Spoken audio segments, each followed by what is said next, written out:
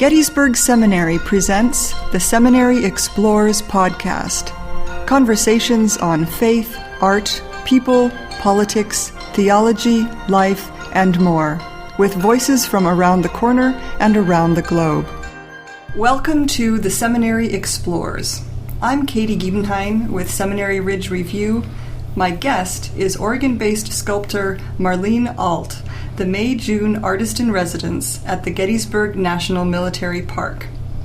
Her work has been shown in solo and group shows at the Portland Art Museum, the Yellowstone Art Museum, the American Embassy in Togo, West Africa, the Artemisia Gallery in Chicago, and many other venues. Marlene, welcome to the Seminary Explores. Thank you so much, Katie. It's great to be here. So the Gettysburg battlefield is full of monuments of all kind. You throw a rock in any direction here and you basically hit a monument. And these are all tributes of some kind for those who fought in or were otherwise influenced by the Battle of Gettysburg. So I'm quite thrilled to hear about the tribute you have made and your approach to the scale and psychology of the battle. And could you just tell us about the cited sculpture which you are about to install today? Yes, I'd be happy to.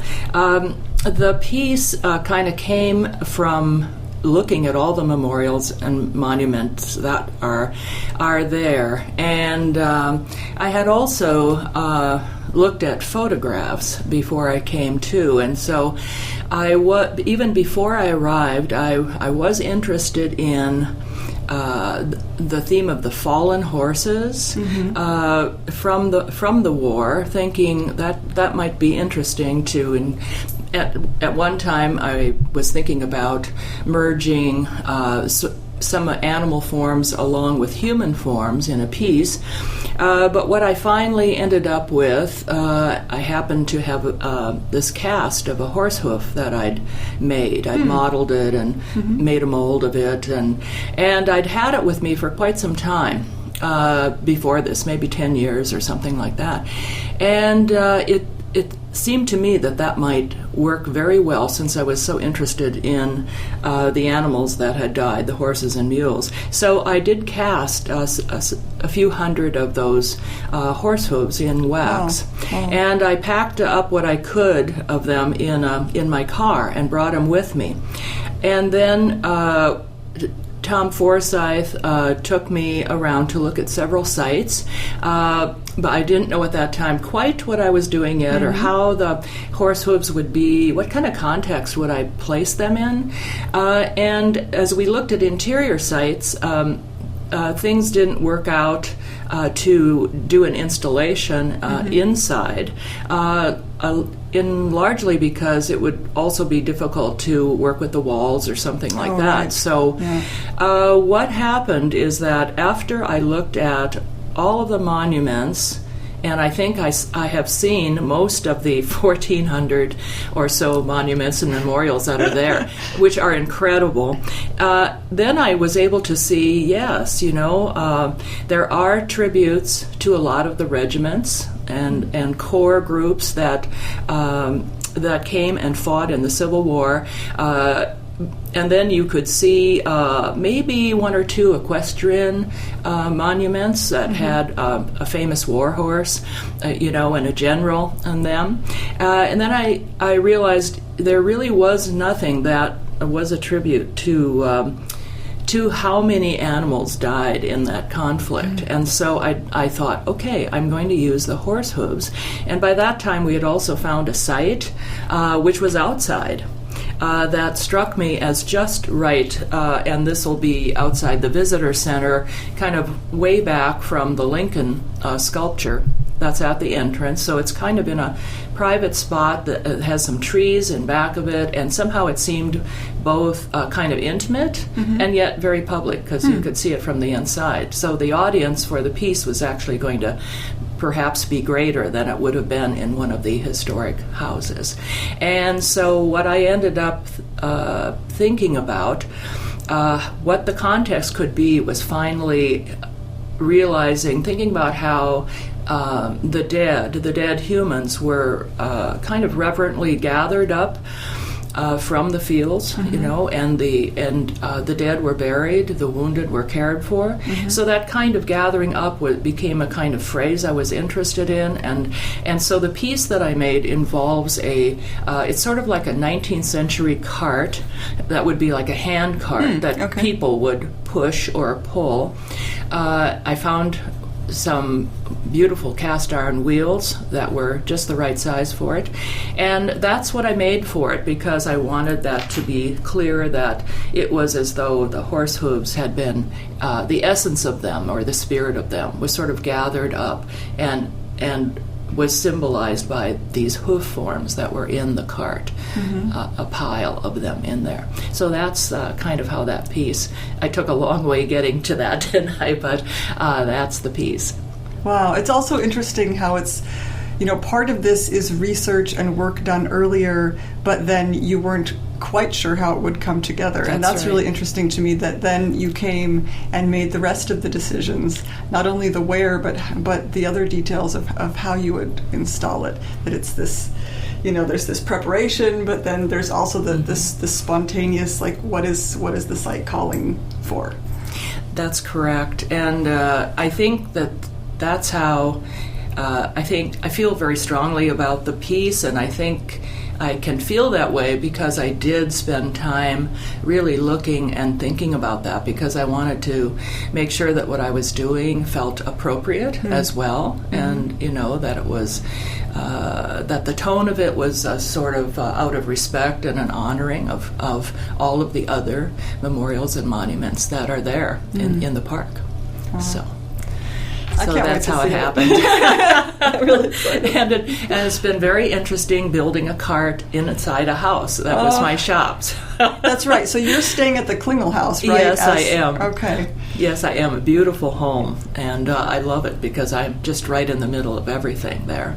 Right, you're on the battlefield. Yes, on the battlefield, and in the most beautiful place. Something else about this choice of focusing on the animals and the horses in particular, I think it's really effective because it can be difficult to convey scope when you have something that's so large that it overwhelms people, right? And so, I mean, war is just one example, and a battlefield such as Gettysburg, that was it's just hard to wrap our minds around it. So I think it's really a very interesting choice, because when you think of the scope alone, the number of horses that were killed, that somehow can actually be more helpful than when we just hear the numbers of how many troops were here and we hear how the casualties. Sometimes it can be too hard to grasp, and so I find that really interesting that you're taking a specific part of this and saying, look, this is how many horses, and then somehow that at least for me, it makes it a little more concrete than just these other numbers, right? Yes. Yes, it was sort of daunting to think about, doing a piece when you already had so many incredible sculptures that honored the human form, you could say, and they are really, really interesting because they are so diverse. And, I was led to understand that, well, that's because each group was able to pick some identifying feature from the place from which they'd come. And they range in style, from some look 19th century, others look more like their early 20th century, and I think perhaps some of the Confederate monuments were maybe done a little bit later since they are more expressionistic in style. But I loved how some of them became very contemporary, because one is just it's a rock. It's like a large rock from a place that's put up on a base, and speaks of a kind of, at least I think I was told that it's not only representative of the home that this core came from, but also boys playing on rocks like that in childhood was part of that memory. And then also some contemporary ones. There's one right by the Klingel House, which is like contemporary in the fact that it's like disembodied. It's a single arm raised from the top of this plinth, and it's holding a kind of sickle or knife, and it's just so you don't expect that. It's just a wonderful piece.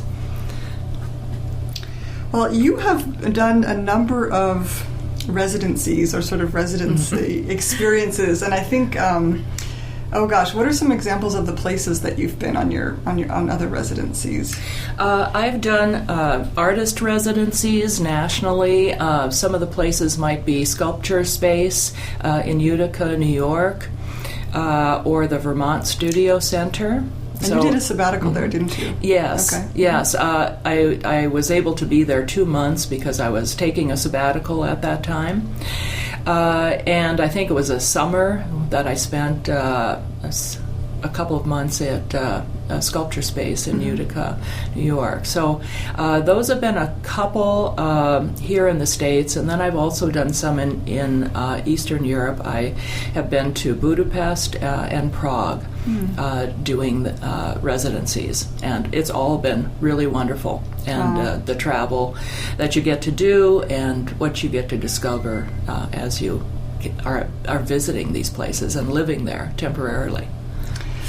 And so how would you, is there an example of something that you found interesting so far in your, I know you're still in the midst of your residency here, but that you found, I'm asking you as kind of a veteran, someone who has had the opportunity to be in some different spaces and working on different projects, and just, I don't know, some example of something that you found interesting or maybe surprising in your time here so far? Well, the types of residencies I've done, the ones that I was mentioning in the States and in Eastern Europe, they're artist residencies, which means that it's about meeting up with other artists. You're usually in a group of people making work in that setting. So there's a kind of wonderful camaraderie about that. Most recently, I've begun doing residencies in national parks, and I'm finding it to be different but a very good fit for me. So Gettysburg is my second residency in a national park. I was prior to this I was at Fort Union National Monument in New Mexico.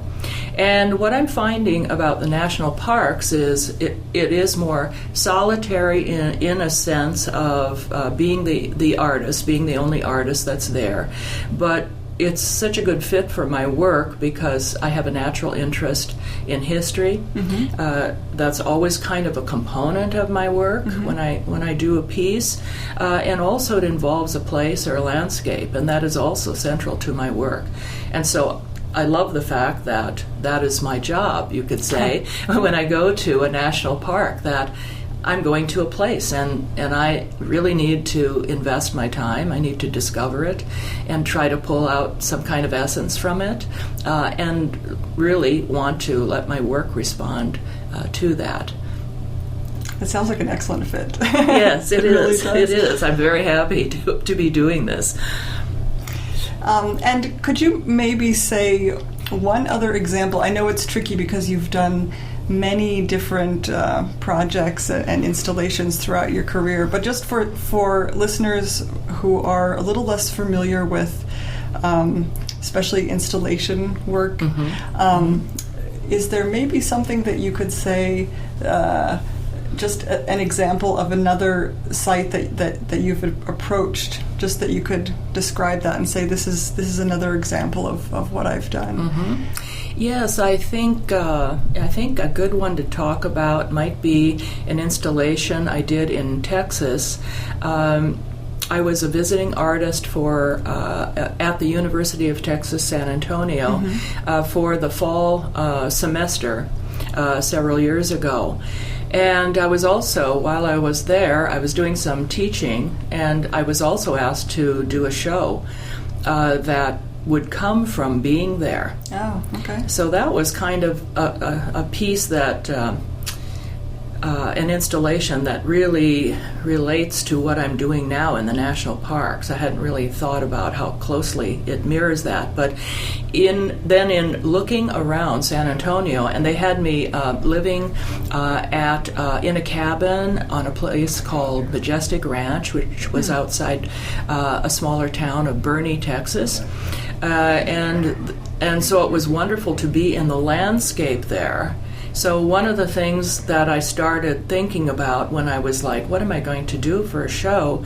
One thing was I couldn't get over how the moths were outside my cabin and milling around, the light that was out there on the porch. And I started videotaping that.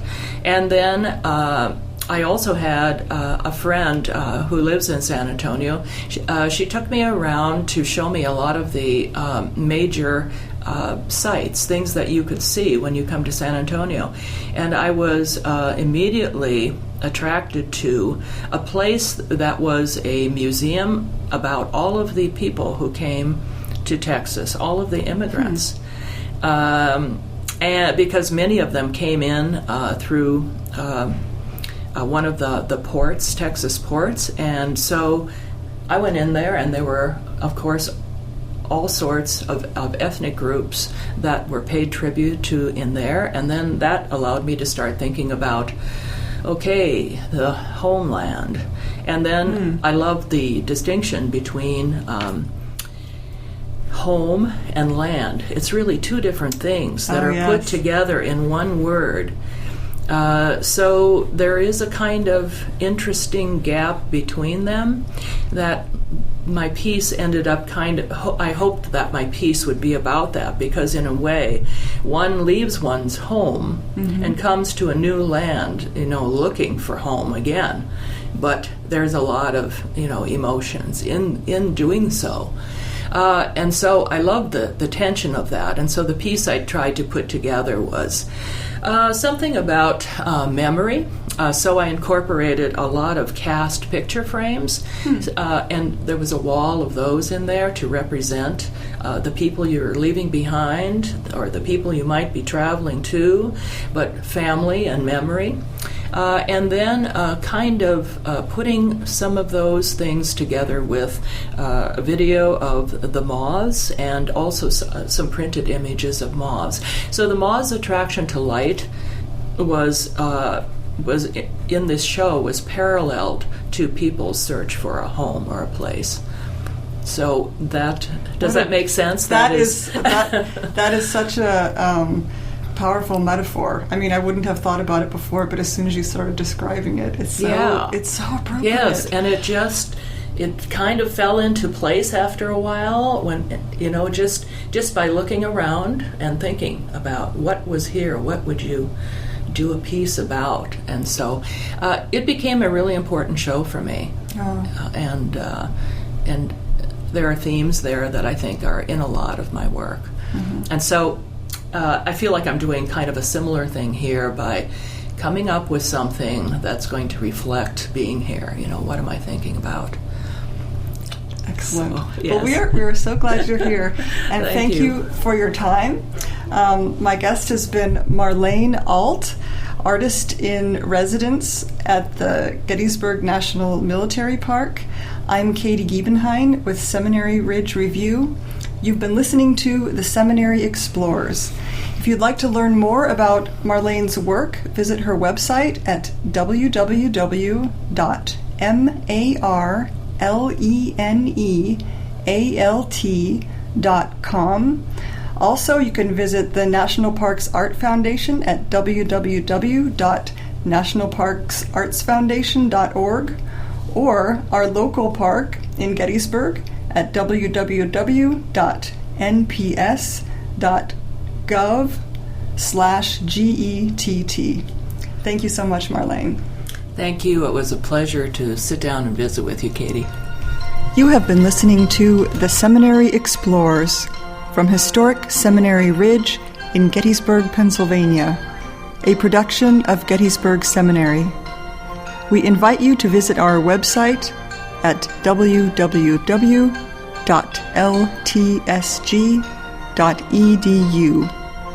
Opinions expressed on this program are not necessarily those of Gettysburg Seminary or the Evangelical Lutheran Church in America.